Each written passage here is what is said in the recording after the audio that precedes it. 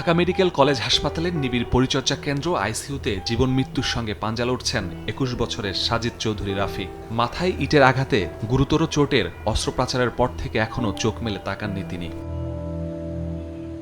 রাফি যেমন মৃত্যুর সঙ্গে লড়ছেন, তেমনি আইসিইউর বাইরে একাকী লড়াই চালিয়ে যাচ্ছেন মা তানিয়া শিকদার। কখনো রিপোর্ট সংগ্রহ, কখনো ওষুধ কেনা। এক সপ্তাহ ধরে ছেলেকে বাঁচাতে ছুটে চলছেন দিক বিদিক। চিকিৎসকরা জানিয়েছেন তার মস্তিষ্কে অতিরিক্ত রক্তক্ষরণ হয়েছে, অবস্থা সংকটাপন্ন। আমার ফ্লাইট ছিল ১২ তারিখে, সেই ফ্লাইটও আমি মিস করে শুধু ছেলের জন্য। আর ছেলের অবস্থা খুবই ভয়াবহ। যারা আইন শৃঙ্খলা বাহিনীতে আছে তারা যেন আমার ছেলের মূল হোতাকে তাকে খুঁজে বের করে, আমার ছেলের জন্য আর্থিকভাবে সবাই যেন সাহায্য করে, যাতে আমি আমার ছেলের চিকিৎসাটা চালায় যেতে পারি।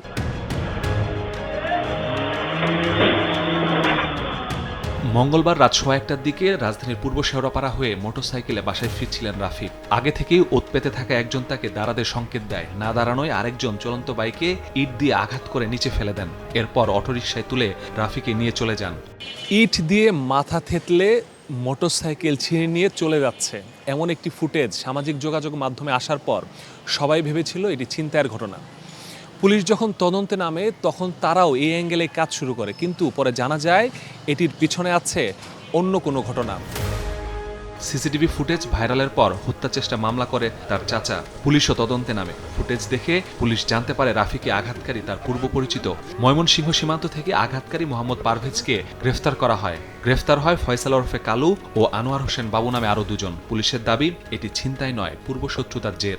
সে একটা বাধা প্রদান করে বা নিষেধ করে, এই নিষেধ থেকে তর্ক বিতর্কের এক পর্যায়েই মূলত তারা বলে তোকে দেখে নেব, এবং সেই মোতাবেক তারা উৎপেতে থাকে, পরিকল্পনা করে এবং সুযোগের অপেক্ষায় থাকে। যখন হুন্ডা দিয়ে আসছিল তখন তাকে নির্জনে আক্রমণ করে।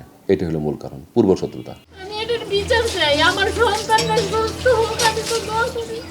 রাফির বাবা মা আলাদা হওয়ার পর থেকে রাফি বড় হয়েছেন চাচার সংসারে। রাফির কথা শুনতে কান্নায় ভেঙে পড়েন তার চাচি। তিনি জানান, গ্রেফতার পারভেজ ও কালু তাদের বাসায় ভাড়া থাকতেন। সে সময় মাদক বিক্রির জন্য তাদের বাসা থেকে বের করে দেওয়া হয়।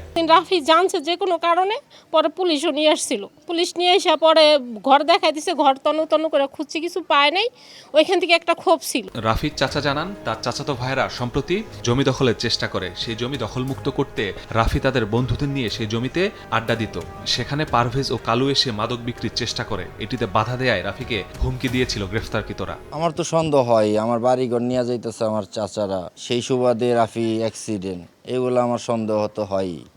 না সন্দেহ হওয়ার তো কোনো ইয়া নেই। এগুলো পুলিশ ভালো করে তদন্ত করুক, সরকারি আরও বাহিনী আছে তারা তদন্ত করুক। এ ঘটনায় আমিন নামের আরেক আসামি এখনও পলাতক। তাকে গ্রেফতারের পাশাপাশি ঘটনায় অন্য কেউ জড়িত কিনা সেটিও খতিয়ে দেখছে পুলিশ। মাসুদুর রহমান, সময় সংবাদ, ঢাকা।